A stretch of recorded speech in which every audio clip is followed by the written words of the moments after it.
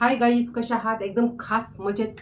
तुमचं माझ्या ह्या चॅनलवरती लर्न विथ वैशाली ह्या चॅनलवरती खूप खूप मनापासून स्वागत. चला तर आज आपण खूप छोट्या ट्रिकने भूतकाळात पूर्ण झालेल्या क्रियेविषयी आपण बोलणार आहोत, म्हणजेच पास्ट परफेक्ट टेन्स.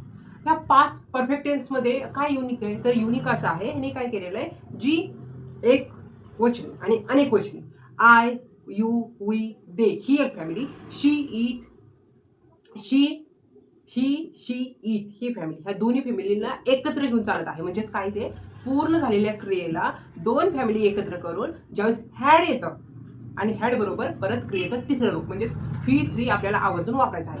तर पास्ट परफेक्ट टेन्स जो आहे ना, त्याच्यात पूर्ण एक भूतकाळात एक क्रिया व्हायच्या अगोदर एक पूर्ण झालेली क्रिया हे सांगण्यासाठी आपण आजचा जो टॉपिक आहे तो आवर्जून लक्ष देऊन पाहणार आहोत. म्हणजे एकदम छोटी ट्रिक वापरू आणि सेंटेन्स तयार करण्याकडे लक्ष देऊ.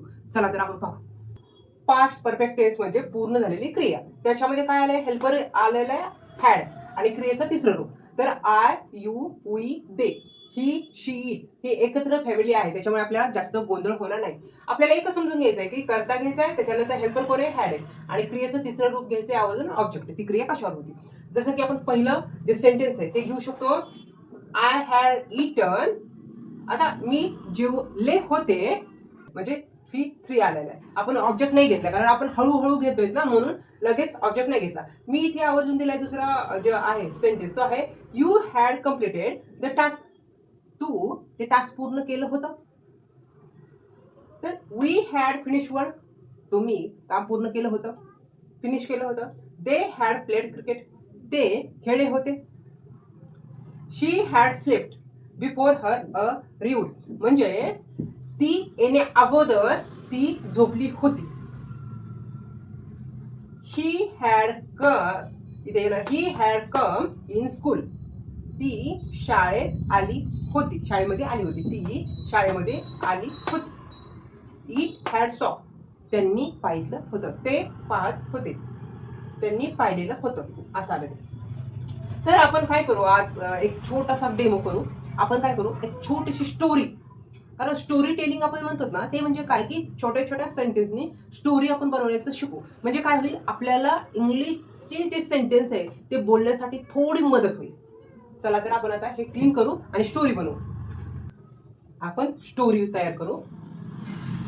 शी had finish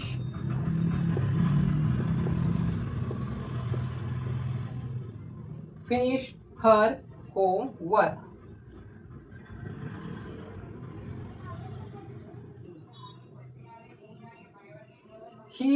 She had finished her homework. She had cleaned her room. तिने अगोदर काम कम्प्लीट केलं, नंतर she had cleaned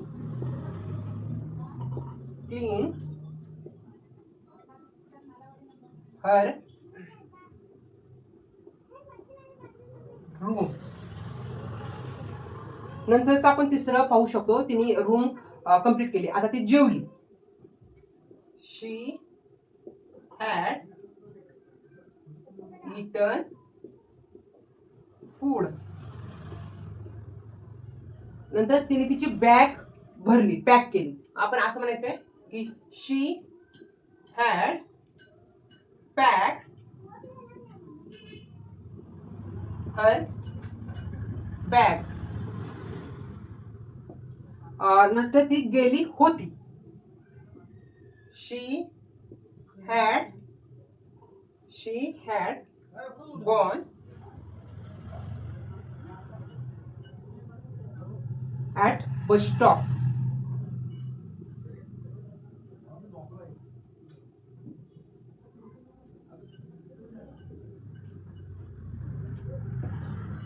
ती पोचली होती. शी हॅड रिच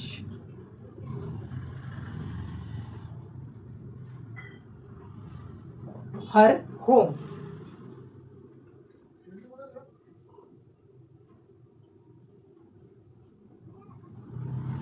म्हणजे फर्स्ट टाइम आपण जसं सेंटेन्स तयार करायला शिकलोय तसं फर्स्ट टाइम स्टोरी टेलिंग केलंय. आणि स्टोरी टेलिंग मध्ये काय केलं आपण, शी हॅड ठेवलं. She had, she had, she had, she had, she had, she had.